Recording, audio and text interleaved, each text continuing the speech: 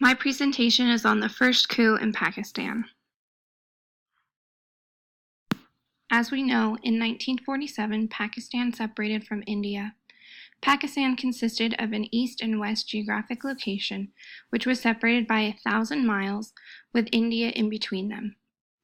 The 1956 Constitution's creation was led by Prime Minister Chaudhry Muhammad Ali.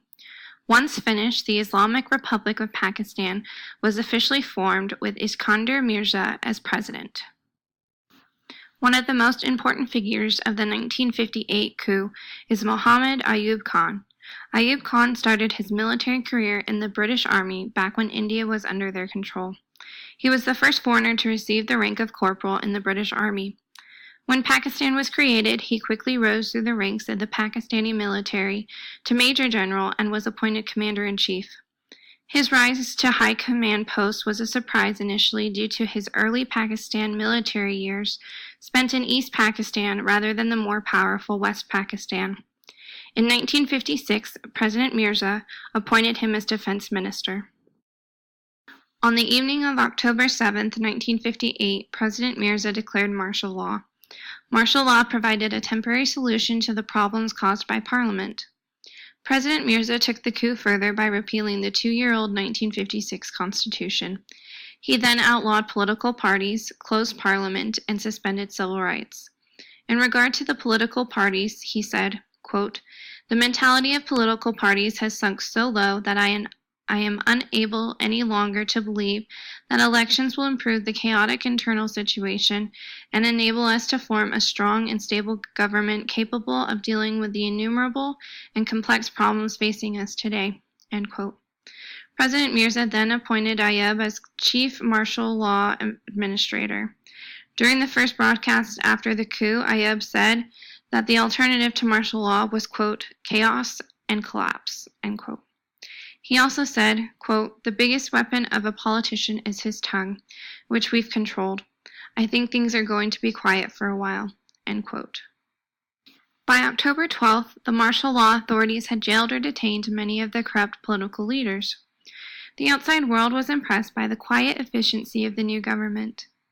Quote, "The resulting impression was that Pakistan's politicians could not handle the heady brew of democracy, and the sensible Pakistanis were not unhappy that the army was now in charge," end quote.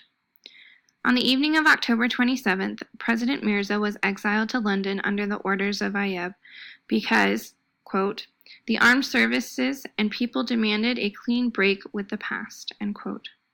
Ayub claimed the presidency and served as president of Pakistan from 1958 to 1971. The military coup ended soon after Ayub took over the role of president and ordered the military back to its normal duties with martial law in effect until a new constitution could be drafted. The corruption in politics allowed the alliances between the military and bureaucrats to influence the change of prime minister 7 times during Pakistan's first 11 years by questioning politicians in front of the people. The military was the strongest institution of the government. Quote, "The political role of the military establishment was strengthened because there was no inter-service rivalry," end quote. The military had no opposition, and because of that, it was very easy for Commander-in-Chief Ayub to take over.